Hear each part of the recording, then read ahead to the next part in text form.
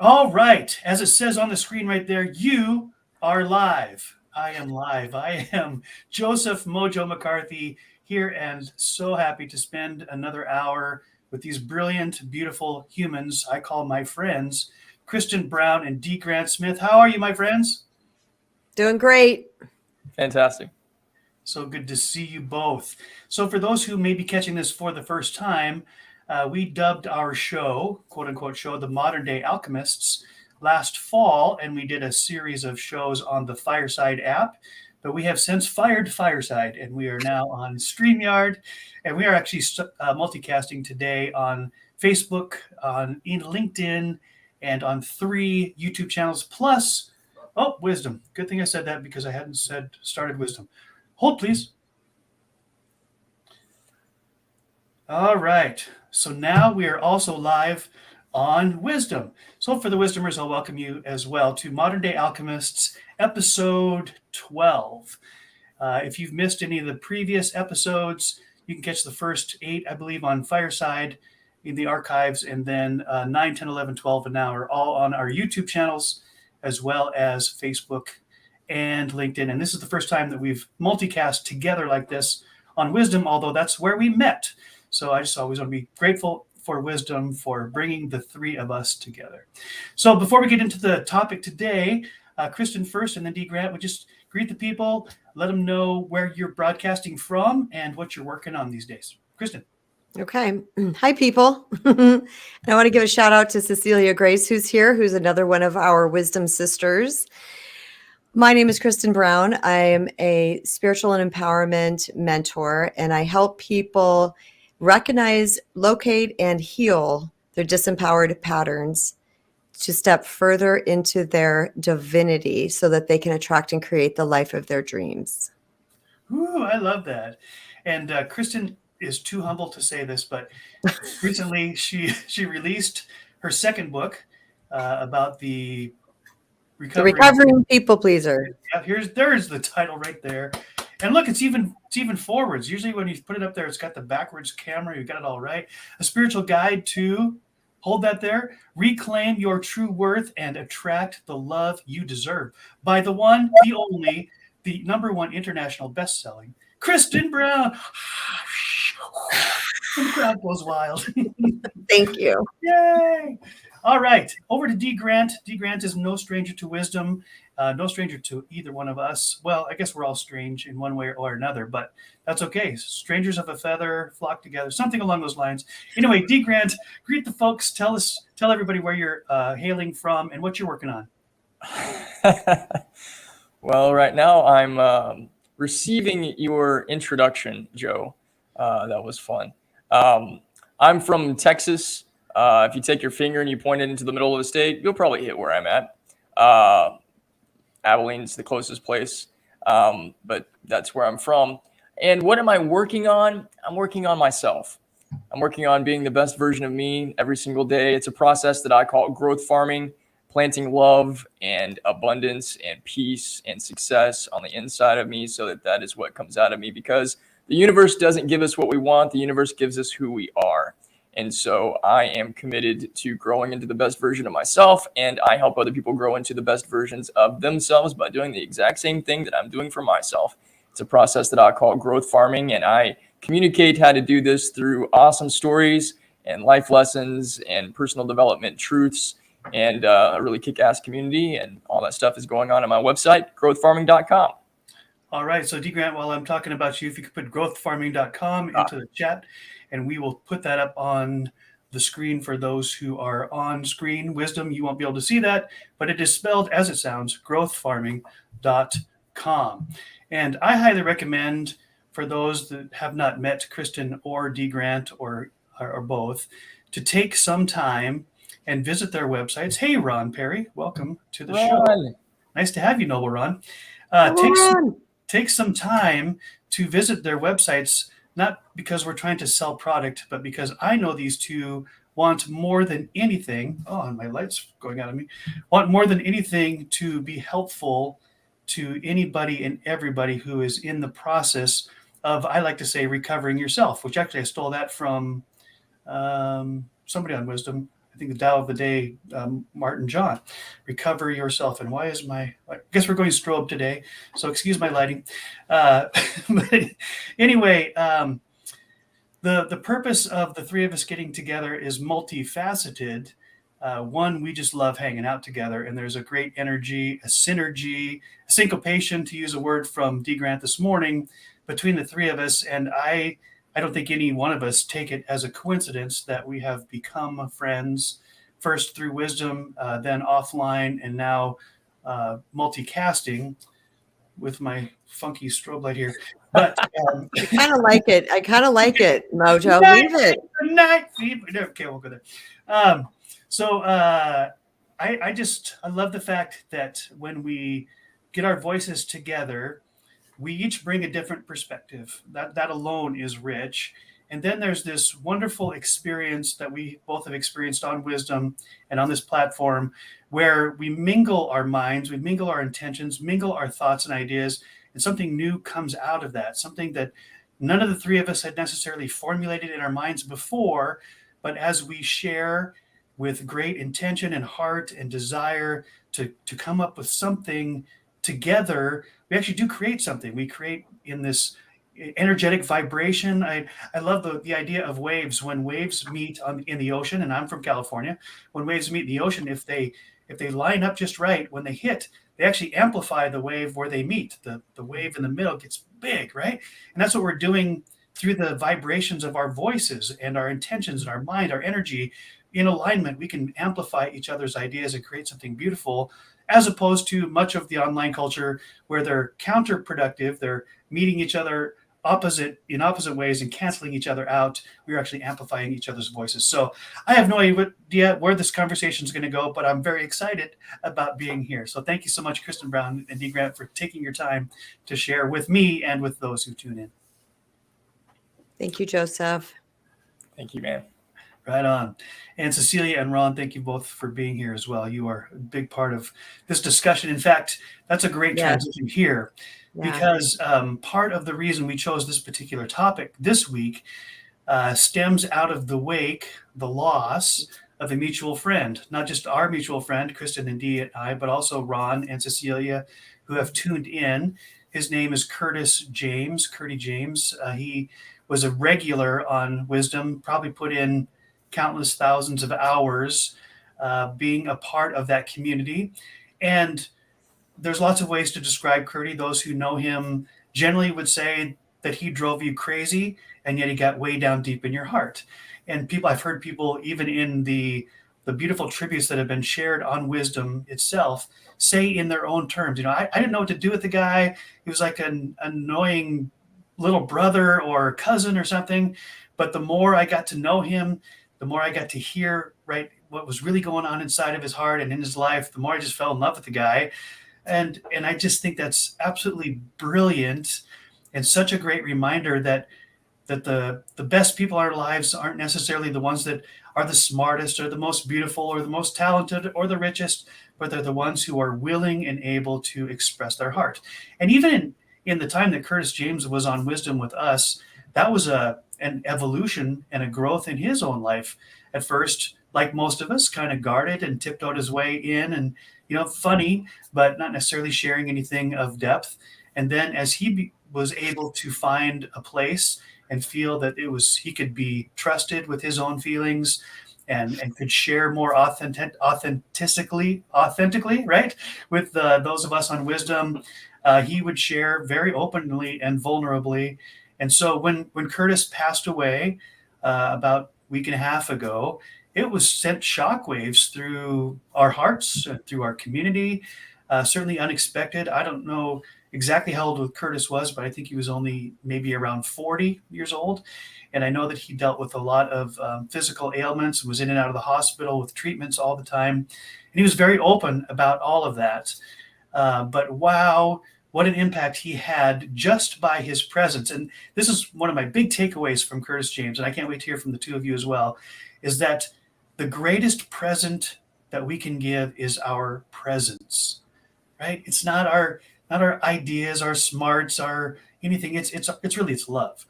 Just showing up and making that connection, which all of us desire, and all of us need to thrive is invaluable. Our presence is our present.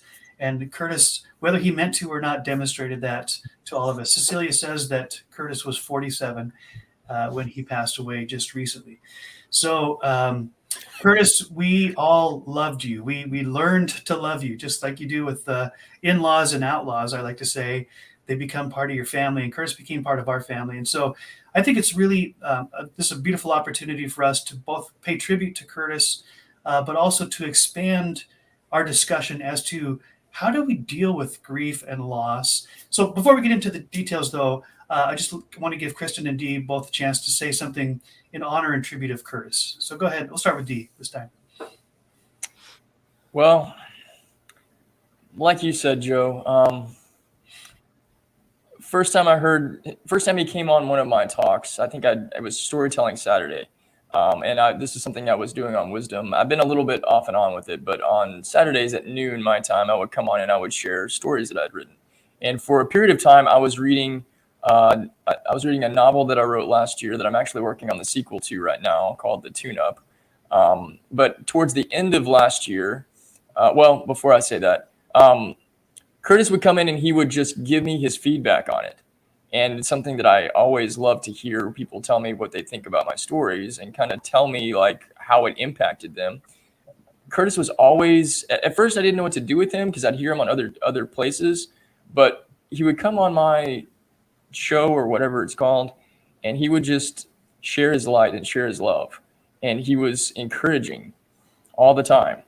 And it was like we built this sort of camaraderie without me even being aware that that's what was happening.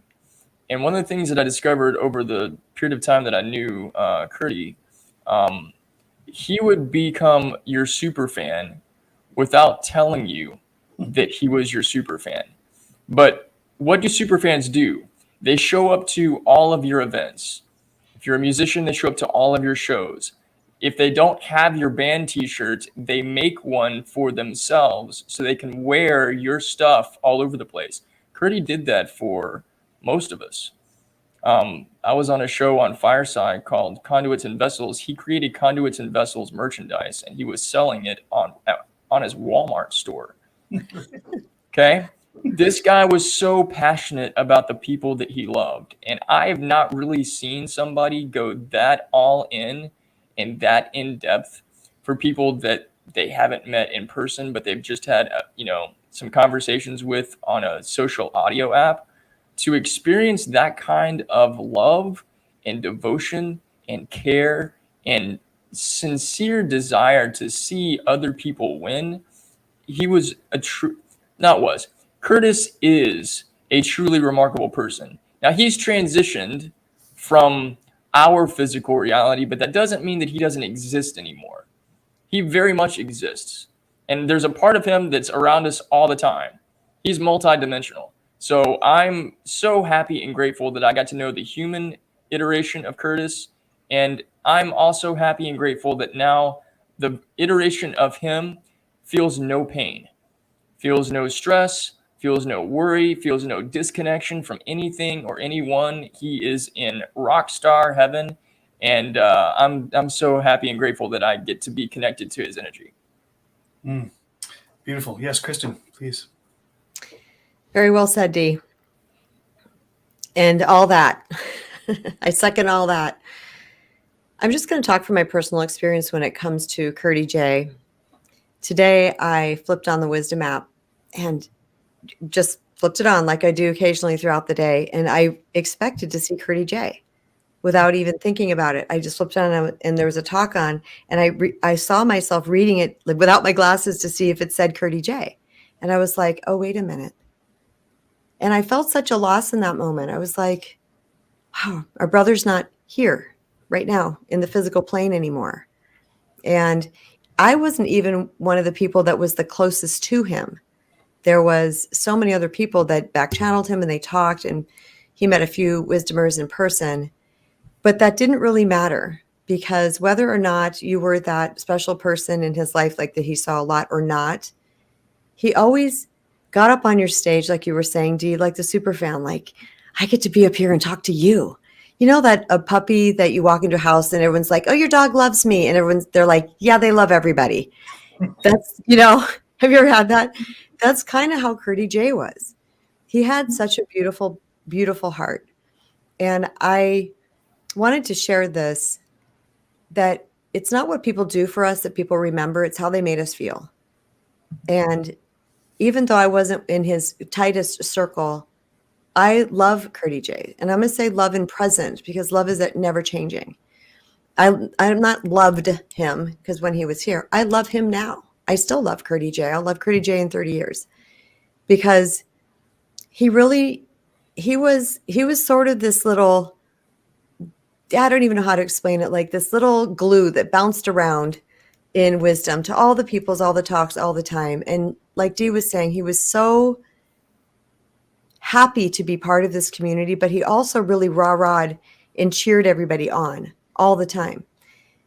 The first time he got on my stage, actually, conversation, because I don't think he started holding his own talks until later. But when he first got on, like everybody said, he kind of talked in circles. He sort of didn't make sense. He didn't even take up the full 10 minutes. He just kind of got off. But he said some things, and immediately, intuitively, I felt this man's beautiful heart. A person that would never want her to fly, but always wanted other people to feel good. And at the end of that talk, he said, "Someday I'm going to come to Arizona and I want to hug you in person." And initially my egoic thought, because that's first thought in our brains, was, "Oh God, I don't even know this person. What is this? Like, oh God, is this like, stalker stuff?" And then the second thought was not even, thought, it was a feeling. As I felt in my heart, I'm like, no, he just wants to hug people that he loves. He wants to hug people that he enjoys. So I just want to say that, like I said, the number one thing is people are going to remember how we made them feel, but also that even though somebody transitions, that doesn't mean they're gone. And just like I do with my mother, and I'm sure more conversation we're going to have in this talk today, is I still feel the love. I still communicate with them. It just looks in a different way. So I love you, Curdy J. You are missed here in the physical plane. Absolutely. Yeah. Curtis, I know Curtis well enough, although I never did meet him in person either. I know Curtis well enough to know that he would be absolutely overwhelmed with joy and a sense of gratitude that we're even having this discussion about him. And he would be the first one to log in and be ready to volunteer to Yes. say something, even if it wasn't related to whatever else we're talking about. And that's cool, because Curdy was Curdy, right? And I missed the guy and I never met him. And here's, some people get online so they can be heard. They just need a voice. And I think that was kind of where Curtis was at the beginning. But as Dee Grant pointed out, eventually Curtis became not only our super fans, but he was sending paintings to people that Yes. online. He was sending gear and stuff. He was sending gifts of love to a whole bunch of different people. And he would be the first one to buy your book when it got published, the first one to buy your mug when you said you got something. Yes. Because he wanted to show and demonstrate how much he cared, right? And it was awkward at times, but it was beautiful as well. And I think that's the lesson, again, that I'm reminded of, is that we don't have to have it all together to be loved or to be loving. In fact, sometimes it's in our crazy funkiness that we make these amazing connections, and that's what this whole thing is about right today. So I just want to say thank you, Curtis, for all that you contributed and have continued to contribute to our lives. And now I want to broaden the discussion into this whole idea of grief and loss. And it's very easy to talk about living and loving and learning, and because those are things that fill us up and give us hope, and that we want to grow, and all those type of things. But not a lot of people are ready, willing, or able to talk about grief and loss. And grief and loss are very closely tied together. There's lots of information out there. So rather than us just dispensing information today, I wanted Dee Grant and Kristen and I to all share about loss that we've experienced. What did we learn from that? How do we deal with that, right? And you can be as personal or detailed as you wish, or is not, and that's all good. But I want the people who are tuned in, either live or after the fact, to be able to take away this idea that one, loss is normal, right? It's part of life. Life and death are two parts of the equation that we all will experience, both in those that we love and in our own lives as well, even though we don't like to talk about that, right? But I think anytime we keep something secret, we keep it to ourselves, it grows in all sorts of funky ways in the darkness, and usually not in very healthy ways. So bringing even the idea of loss, of death, of grief into the light can help us embrace where's the beauty, where's the blessing in that. Is there such a thing? So I'm just going to toss it out. Whoever is feeling inspired at this moment, just jump in and go where your heart's going with you on this one. Okay. The look from Kristen. Well, you guys always, I'm the girl, so it's like girls first. But I'm like, Dee, you get to be the girl today. It is a beautiful day for all kinds of Congratulations. Well, you were pampering me with all of your wonderful compliments earlier about my hair and my complexion and everything. So Sultry. appreciate it. So what Joe was saying early on about, we can be philosophical about this, and I'm a intensely, deeply, endlessly philosophical person. Both of these guys know that. Right. Ron knows it. Cece knows it. Any of you guys that have seen any of my videos, I wax about this stuff all the time. And it's easy for me to just stay on the stairway to heaven via the philosophical side of things. But when we're dealing with grief and loss, that can feel like we're trying to avoid what's really going on, and maybe even deny what it is because we're not willing to actually let ourselves experience the depth of what it is that's going on, which is loss. Loss doesn't feel good. Loss feels like another 4-letter word for poop. It feels terrible. And I don't know how non-PG I can be here. So I'm just trying to, All good. I'm not PG, so you guys have to deal. That's great. A couple years ago, I think it was 3 years ago, a friend of mine who was a gigantic inspiration to me, just about everybody in my community, the entirety of Abilene, Texas, all 150,000 something people, knew of this guy and revered him in some way. He was literally Superman, and that's no hyperbole. His name was Mark Rogers. Mark was somebody that when you met him, he was kind of like Curtis.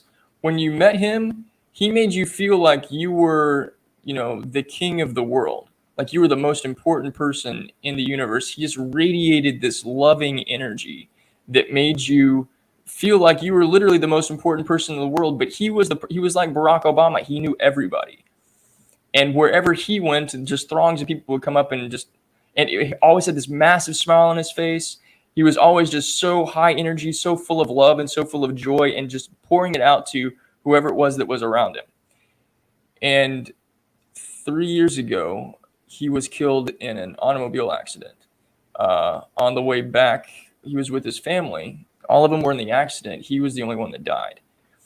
And my entire town grieved his loss. And I still have close friends that were really close with him from college that are still grieving that as though it happened yesterday.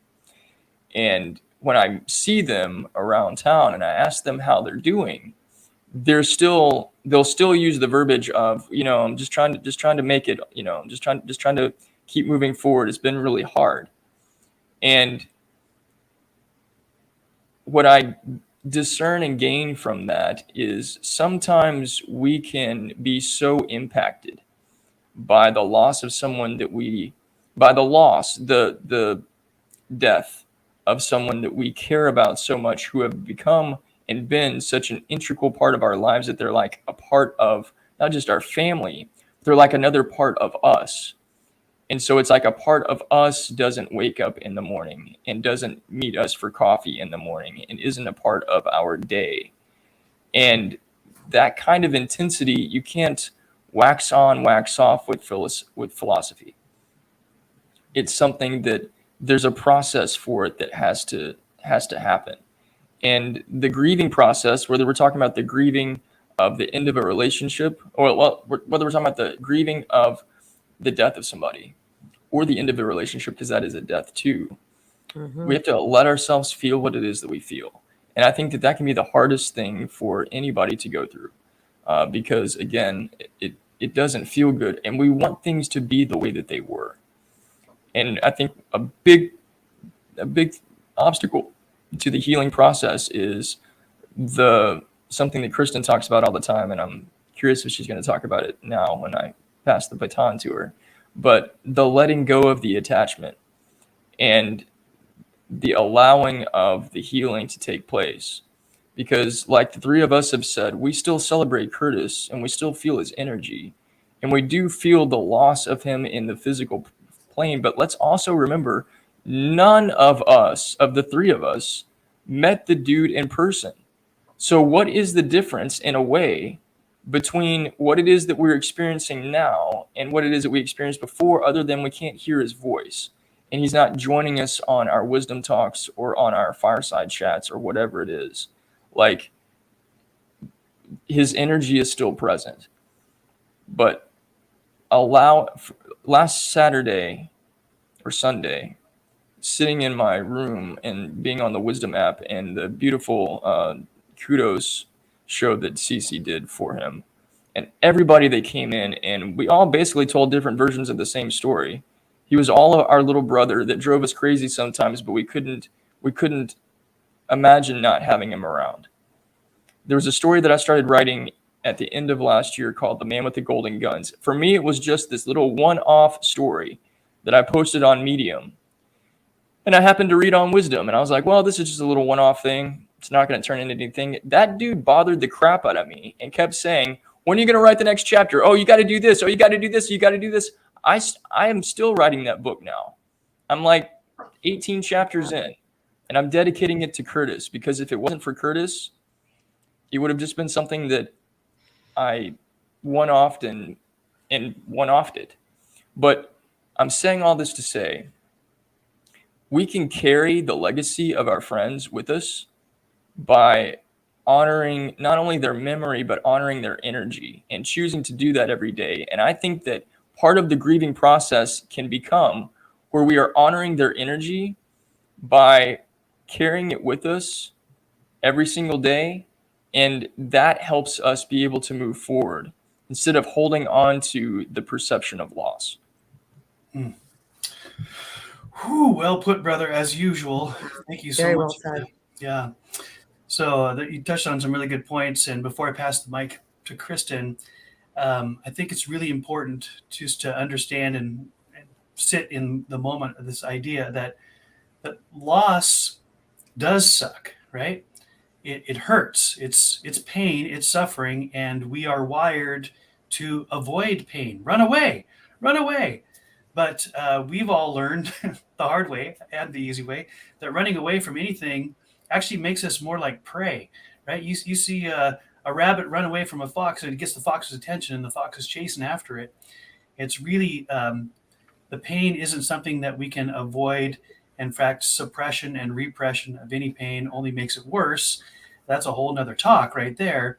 But the way we deal with it is to go through it, not to go around it, over it, under it, but to go through it. That's the way emotions work, right? Is to let them run their course. And so as I hand it over to you, Kristen, I just have this question I think is on the minds of many people. What is the purpose of grief? Why do we have to suffer, right? The pain of loss. Is there any blessing in that? And you don't have to answer that straight away, Kristen. I'm just posing that for us to think about as you share as well. So I'm going to pass it over to Kristen now. There's so many different directions I could go with this. There's so many things I'm thinking of. I have suffered through a lot of loss in my life, starting with my brother when I was 11. He was 16. Best friends, family members, close relatives, grandparents, my mom, my dad, my best friend and her daughter, and my oldest brother. So I've gone through a lot of death, a lot of loss in my life, more so than more people that I know, than any people that I know. I mean, it's 25-ish. And the one thing that I've learned repeatedly, and I want everybody to hear this, is that the way you process grief is personal. There's no rule. There's no way it's supposed to be. There's no, I'm supposed to be crying right now. I shouldn't be crying right now. There's no yes, no, maybe. This is about honoring the emotion as it comes up. And anytime that we honor an emotion, it doesn't stick around for very long when we fully feel it. So when we're really sitting in, if we're feeling sad and we allow the tears and we sit in it, we're not going to cry for 6 days. It's just it comes in. It's because it's energy. Emotions are energy. They're energy in motion. So as it comes up, and really what it is emotion, is a physical body response, a chemical response to a thought. So whatever it is that we are thinking about that person, that's why sometimes we're crying and sad and rolling around on the ground. Sometimes we're laughing. I remember people saying things like, we shouldn't laugh at a funeral. Why the F not? If you're telling stories and it's funny, there's no appropriate. It's whatever feels good for you in that time. It's all about honoring the emotion as it comes up. I remember in my 30s, I would tell the story of my brother Henry, and it was a car accident, if anybody's curious, head injury. And every time I told this story, I would cry. Every time, not sob, I would just well up with tears telling my hair clients.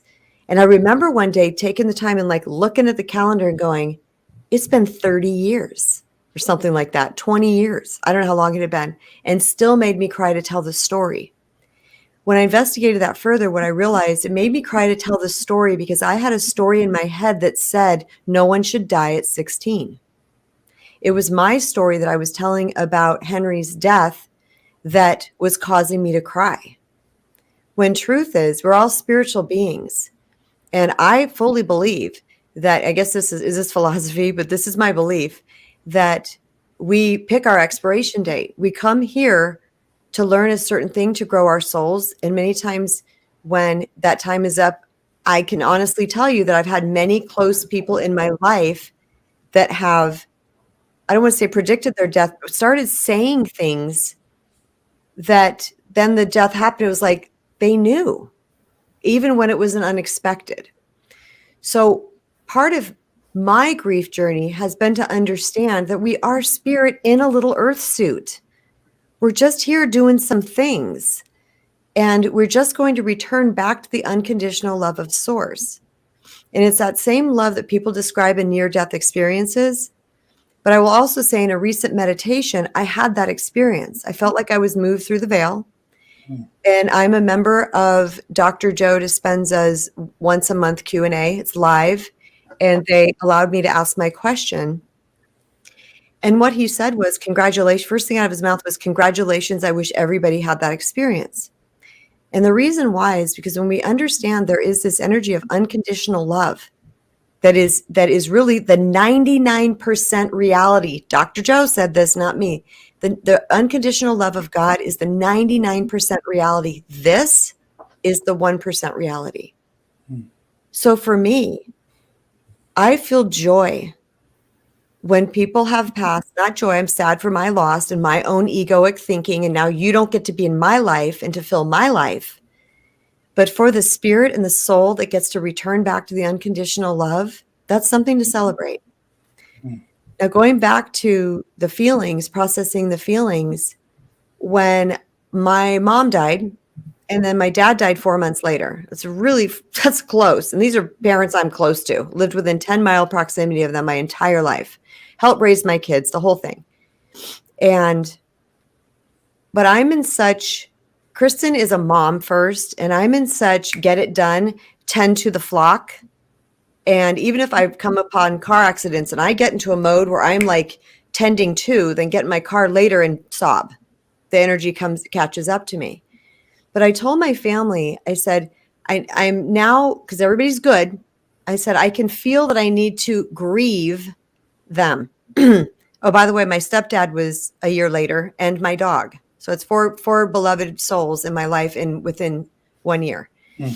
And so I said, I sat my family down or texted them or something. Thank you, Ron.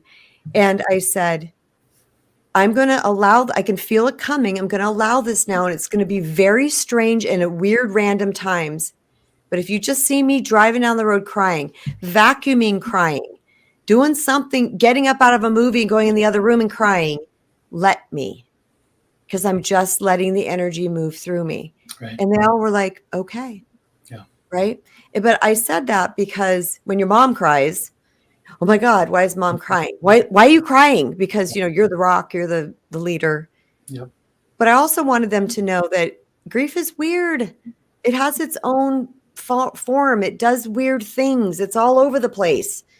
And there's going to come up at weird times. But I also wanted to give them permission to cry whenever that was serving for them as well. So I will leave it there. I could talk on this forever. So I'm going to go back to you, Mojo. All right. Beautiful, beautiful. And thank you both for being very open and personal about this. I think this is really important because death and loss and grief are very personal feelings. And so the more we can connect with someone else's story, the more we can, quote unquote, normalize our feelings. I think one of the big hangups for many people with grief is that they don't want to appear out of control or overwhelmed or whatever their expectations of what, as I think it was Jay Shetty talks about, he says, we don't really even know what anybody else is thinking about us. So our biggest hang up is what we think other people are thinking about us. And that gets very convoluted when you're grieving, right? Because grief, as my wife has described to me, can come in these waves, totally unexpected rogue waves when there was no visible or understandable or perceptible impetus, and boom, you just get knocked down by it. And so my wife's father passed away unexpectedly. We'd only been married a year, and her dad was her rock star, her most important person. I can't describe how beautiful the relationship was between my wife and her father. And so it just sent her off somewhere. I couldn't even get through to her. I didn't know what to do. There was nothing I could do. And the only thing that helped at all was just be there, right? I couldn't say anything that would help because I hadn't gone through it. And she was very articulate about, I know you want to help me, but you can't. This is very personal, as Kristen talked about. And so it was very interesting for me to be hurting for my wife, who was in obvious debilitating emotional pain, but not being able to do anything about it. And I'm a typical husband. I'm a guy. I'm a fixer. I want to make it better. And the more I tried to make it better, the more I made it worse. And so, but thankfully, my wife could articulate, I don't need you to fix anything. I just need to go through this. And if I know I'm not going through it alone, it'll make it a little easier, right? So it wasn't my words. It was just my presence. To go back to what we said about Curdy, his presence was his greatest present. And that's true for all of us, especially in times of pain and suffering and grief. But one of the most beautiful descriptions I heard of grief is that it's love with no place to go. Grief is love with no place to go, right? Because you've had it flowing in this dynamic, beautiful relationship with someone, and they're not there presently. So you don't, where does the love go? And it's like, it gets all dammed up, right? And people use those words. And they often ask God to make it worse by asking God to damn it. And I'm like, don't do that. What if he's listening? Right? So I think it's really important that this whole concept of what's helpful isn't to bottle it up or to deny it or to suppress it, but to find healthy or at least safe ways to let it flow. And sometimes that's alone. Sometimes it's at the beach, in the mountains. Sometimes you're yelling into a pillow or into the void, but allowing the emotions to flow through. We have to go through the emotions or they will fester. They'll stick in there somewhere, and they'll come out when you least expect it in ways that you wish they wouldn't. I've witnessed it. I've done it. I understand that. So, it's interesting. If you look at a more historical view, most cultures of the world, and I studied cultural anthropology in college, and so I got to get into depth about this, that most cultures of the world throughout history have very formalized processes for people to grieve the loss of a loved one. And each culture has their own way of doing that. It might be a funeral pyre. It might be sending a boat out onto the ocean. but there is a time allotted for people to grieve, to honor the person that's gone, and to feel their own feelings with no shame, with no judgment, but allow those feelings to be expressed. And grief is one of those things that we will all experience. And it doesn't necessarily, even as D. Grant said earlier, it doesn't have to be the loss of a loved one. It could be the loss of a relationship. It can be the loss of an ideal, right? My wife and I, when we got married, we thought for sure that we were going to have biological children. And then after that, we would adopt. Well, fast forward through many years of frustration and medical help and everything, we find out, no, we can't have biological children. And so we had to grieve the loss of that ideal. Nobody died, but our ideal of what we thought was going to be died, right? When the doctor says, I hate to be the one to break you the news, but it looks like you're not going to be, to my wife, you're not going to be able to get pregnant. Well, that was devastating, right? But it was the loss of this ideal. And so there is a grieving period that's required. It's the way we're built. It's in our DNA, a grieving period to both process what we just heard, to find a way to express it in a healthy, safe manner, and then say, okay, what's next? Where do we go from here? And I got to say, most of you who have grieved before will understand this. There is no prescribed time. It's not a day or a week or a month. For some it's years, right? And sometimes it is like those rogue waves where everything's peaceful in the ocean, and then out of nowhere it'll just smack you upside the head for no particular reason. And that's okay. Grief is funky that way. It is highly personal, as we've said. But wrapping my mind and my heart around the idea that the grief is just love that just doesn't have any place to go and needs to be redirected, right? So I can love the memory of Curtis James and the energy of Curtis James and all the things that I have received from those conversations, either that we had on Wisdom or that I was just listening in and laughing and rolling my eyes or whatever I was doing. It's all part of me now, right? It's not gone. And what I also wanted to add in the conversation right here is that I heard this beautiful conversation with a beautiful man named Sadhguru, and he was talking about, just ask yourself this question when you lose someone: what would they want for you, right? We get so caught up in our own pain that we don't ask the question, well, what would my mom or my dad or my grandpa or my best friend, what would Curtis James want us to do now that he's gone? To ball up, to retreat, to get small, to grovel, to cry all the time? No, to let our emotions flow, and then to live, to thrive, to flourish wherever they are, in whatever form they are. Our loved ones are cheering us on, saying, go for it. I want you to become the best you can be, right? And just that picture in my mind and in my heart brings me to it's like a reframing, a new idea that I'm not grieving for them. They're in a better place. I'm grieving for me. But what that person who I love wants for me is for me to thrive. So I want to embrace what they want for me. I'm honoring their lives. Some people think that, well, if I'm happy or if I'm successful or if I'm moving on, then somehow I'm not honoring the loss, or that I didn't love them very much. That doesn't have to be that at all. That's a false narrative. Absolutely. I want to call BS on that, right? That my mother, who's alive, when she passes, she doesn't want me to shut down. She wants me to grow and flourish and thrive as she did my whole life, right? Nothing will change except for her form. So that's my my 2, 5, 16 cents, whatever that's worth there. Hopefully people will take that. So I don't actually have a question to go from here. I just spouting it off. But what's somebody's got something on your mind? Just jump in here. I have something, but Dee, if you would like to go next, if you've got something. Okay, I'll just pop in there. All right, Kristen. A lot of times people don't also know how to handle people who are going through grief. And it's important, I believe, that we understand that this is not in our wheelhouse to fix. There's no fixing whatsoever when it comes to grief or loss or a breakup or any of these things, But I will tell you this, that my son-in-law recently, or future son-in-law, had lost his mom. And I really didn't say anything. I just sat there and held him and I said, I'm right here. I'm not going anywhere. I'm right here. And that's all that he needed. And I continued to say that. We're right here. If he'd cry at something, I just walk up next to him. We're right here. We can't fix this for other people. whatsoever. But knowing that because sometimes it feels like it's going to consume you and you're going to die. Right. The ego gets all like, I can't live like this. I remember having a full-blown panic attack, like full-blown falling to the floor, afterwards looking in the window, because I lived with my mom when she passed, and looking in the window, we're sitting outside and seeing the chair she would sit on, and it was empty. And I stood up. I didn't fall to the floor. I actually stood up and I was like, like I just started freaking out. And my husband came behind me. My sister-in-law came in front of me and they wrapped me. It makes me cry. It was so sweet. And they just stood there.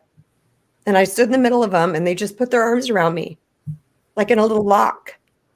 And I remember just going, my whole essence going, you're okay. You're okay. There's one more thing I want to say real quick, is that grief of death, of a loss of a loved one, isn't always just the loss of a loved one. Sometimes it can leave us feeling some kind of a way.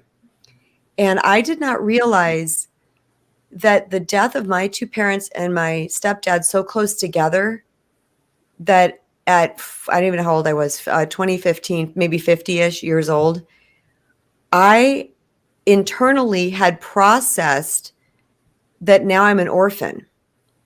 And I didn't know this until one day I was driving the car, and you know how the center lanes where people can pull into the lane while you're passing in the through traffic? It's got like that kind of painted median.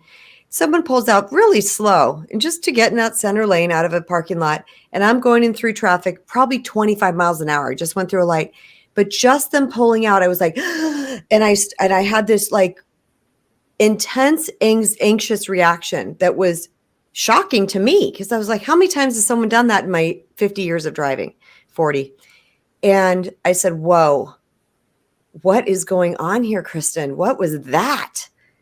And I immediately go, what did you just think? And what I thought that had gone through my mind, right through, and had a reaction that I didn't recognize was, you're going to get killed in a car accident and your children are going to be orphans. And then I went, oh my God, I feel like an orphan. And I'm afraid they're going to be orphans. So in that moment, I started paying attention. I'm like, oh my gosh, I've felt anxious, like anxiety inside for over a year. And I didn't even know it until that moment. So this is not just about mourning the loss of the person. That loss might embed itself into your brain to mean something. So when I realized that I felt like an orphan, and now what I literally felt like was free falling, just falling, not no net, just falling, just going to continue to fall like to oblivion with no net. Then I started to work on myself in all the ways that I'm actually safe. And there's still a net, and I'm still captured, and I'm still okay. And the anxiety went away. Wow. Whew, thank you so much for sharing that. That's real life right there. It's real life and real emotions. You guys both know I'm a student of scriptures. I've been a Bible student since I was a little kid. And one of the most famous of the Psalms that many people know is Psalm 23, the Lord is my shepherd. And one of the interesting verses that I've seen in new light as of late, probably because I'm adulting now, is that, yea, though I walk through the valley of the shadow of death, I will fear no evil, for you are with me. And the picture in my mind, whether this was the actual intention or not, is that in a valley, in a canyon, if you cry out, you get an echo effect, right? Hey, hey, hey, hey, you get the echo effect. And so as I just pictured myself walking through the valley of the shadow of death, not even death itself, just the shadow of death. Death casts a shadow. And I hear this voice of fear screaming out in the canyons, and it's echoing back. And I realized at some point that the echo has no substance. It sounds like my voice, and it sounds like I'm afraid, and it sounds like I'm going to die, right? But it's just an echo, and grief creates an echo, right? An echo when we lose somebody. We lost Curtis, we lost someone in our lives, so we lost an ideal, couldn't have children, all those things. There's an echo, and it comes back from time to time, and it sounds real. And it creates that same fear when I elicited the voice the first time. But it's in maturity and growing and in learning and companions and all these things that we talk about that begin to realize, is this really, am I going to die? Or is it just the echo of my voice coming back, right? Just coming back to haunt me in a sense. And therefore, I love the end of that verse. I won't fear any evil because it's not even real. It's just the echo. It's the sound of what I was afraid of, but it can't hurt me. An echo can't hurt me. It sounds like me, quite honestly, which I think there's a whole bunch of great stuff there. So I want to pass this off to Dee. And Dee, if you don't mind, I'm going to lead this question a little bit because I know your story and I've heard you share it several times, but you lost a significant relationship in your life and ended up writing a book about it, which is profoundly helpful and intuitive and a beautiful spiritual journey. But would you mind not necessarily sharing all the details of that, but what you went through in the loss of that very important relationship, and then how that has played itself out over the years, what you've learned, how you've grown? Sure.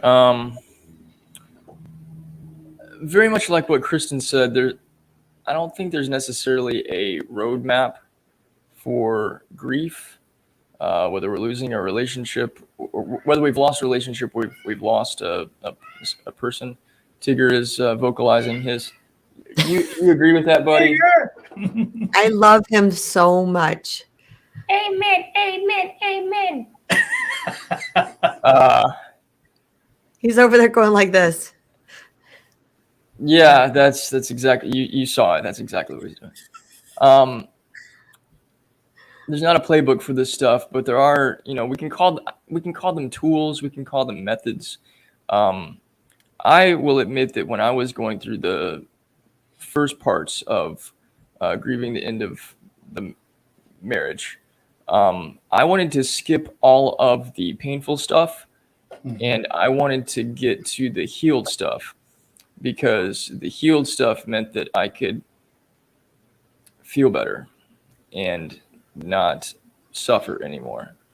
And there's something that is worth pointing out, and I think it really ties into what you just shared about that psalm of, yea, though I walk through the valley of the shadow of death. We have to walk through the valley. We can't walk down the forest line of death or through the outskirts of the town called death. We can't take the side streets and the back way.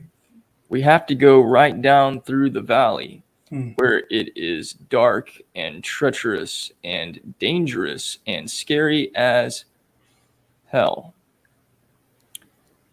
where we think we might lose everything that has been of significance to us.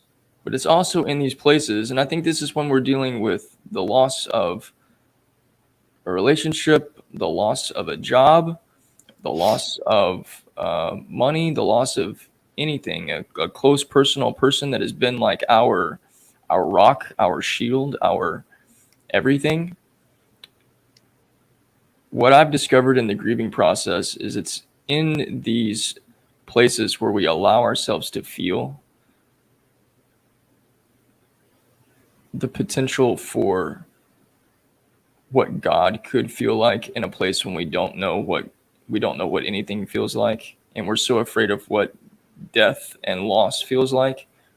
Oftentimes that's where God's wanting to meet us, because we have nothing else to turn to. And that was what my experience was. In the process of me, without being aware of the fact that I was pushing away, suppressing painful emotions, I got hit with an avalanche tsunami of just the depths of the loss that I was feeling. And the way I describe it is, it felt like I was like 20 stories below rock bottom. But it was in that place. I was laying here on the floor, just hardwood floor, kitchen, shaking, crying my eyes out, convulsing, like I was having a seizure, and it was like just it was hell. But it was in that place where I heard all of the voices of my ego telling me all of the things that it had been telling me since almost birth about how, hey, this just shows you're not good enough. Right. She just proved to you that you really don't have what it takes. You're not worth it. You'll never be loved. And that's only exacerbating the pain, increasing the loss.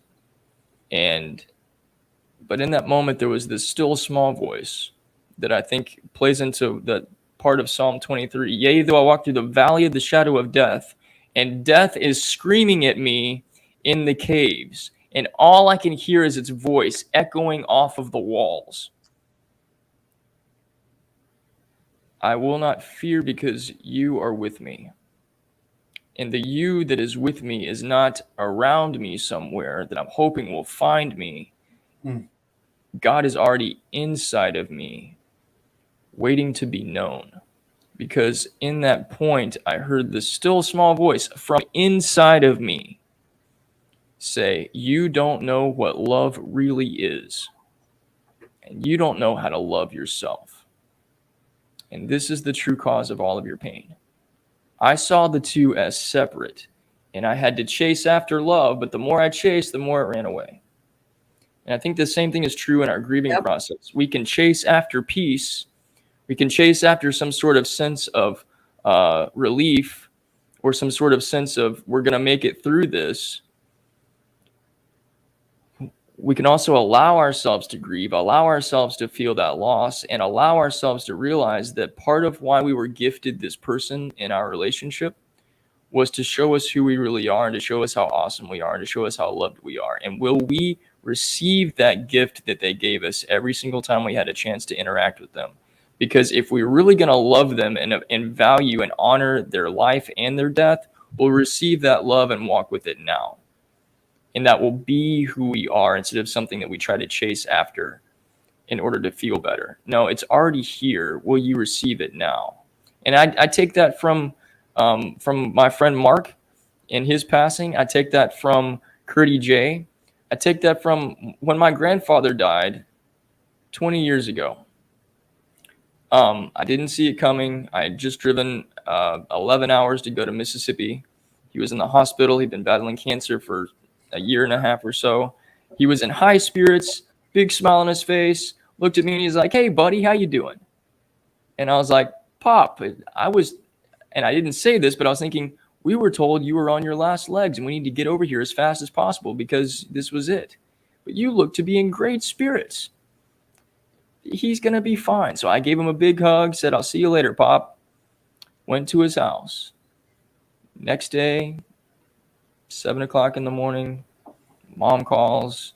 He passed in the night. And it took me weeks before that finally hit me. My grandfather wasn't my best friend, but he was one of my biggest heroes.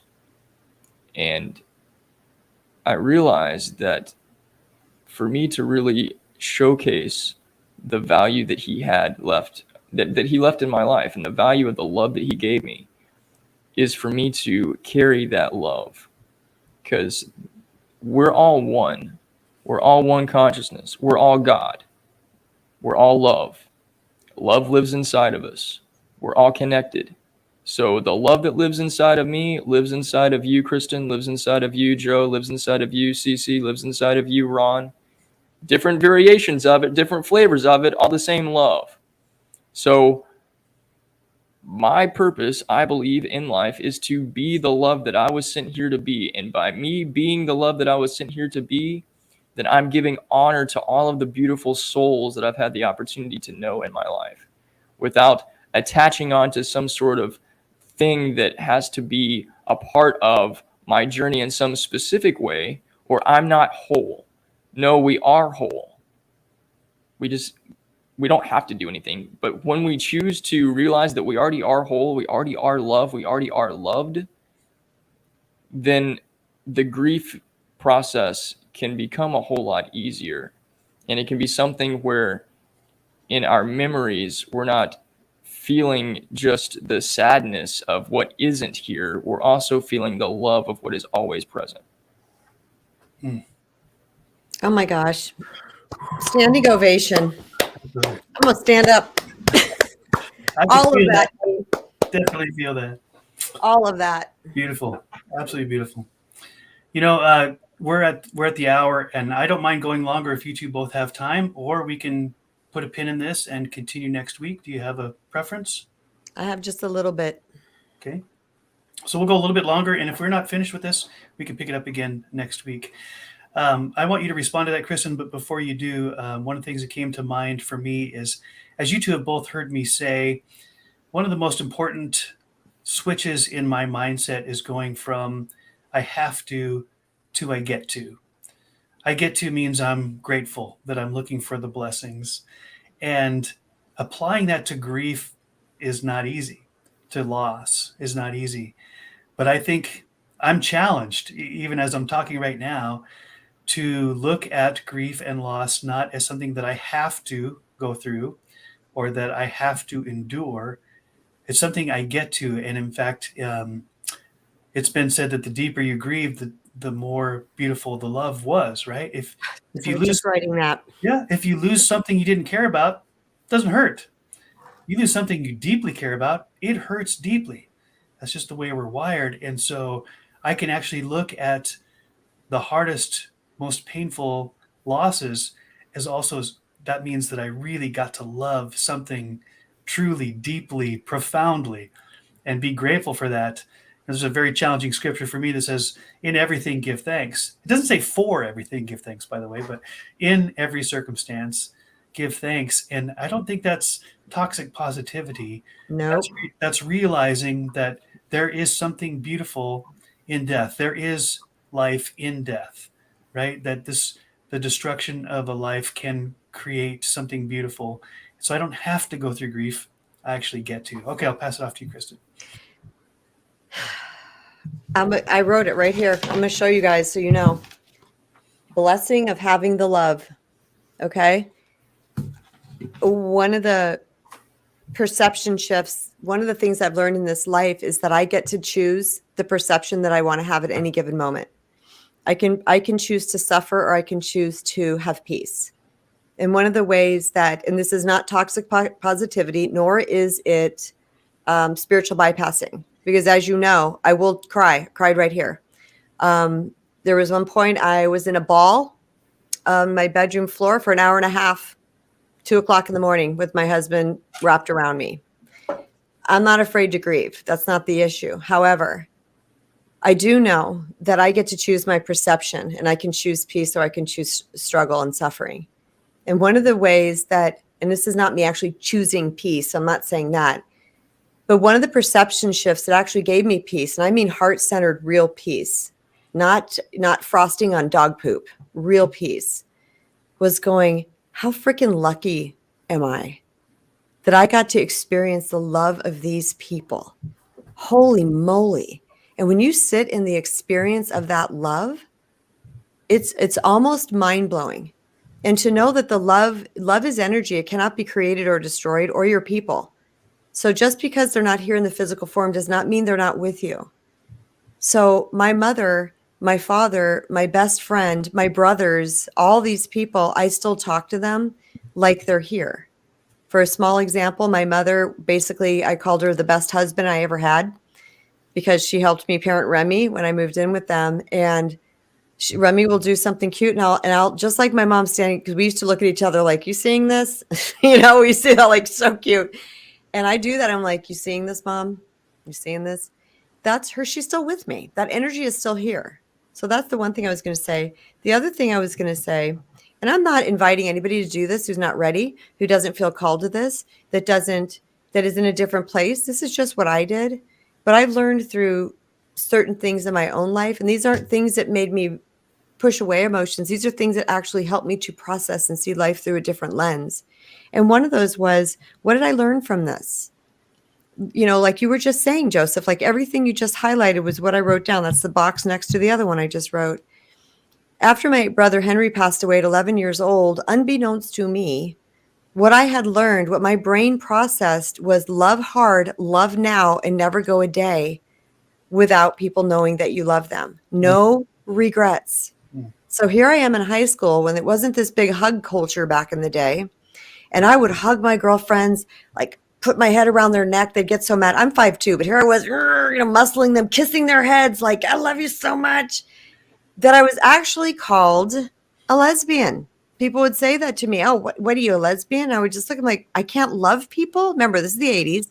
Right. And I was like, no, I'm just loving my friends. Why aren't you? Because in my little brain at 11 years old, boom, they're gone. Did you share it? Did you love?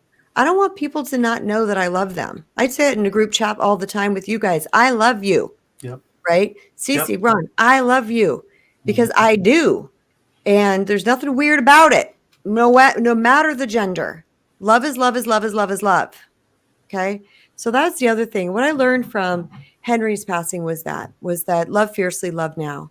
My parents passing, how much they stayed in my heart, my mom especially, was you're just going to remember. And the people that came out, the outpouring for her, like the guy you were talking about, Dee, if I was in a small town, that would be my mom.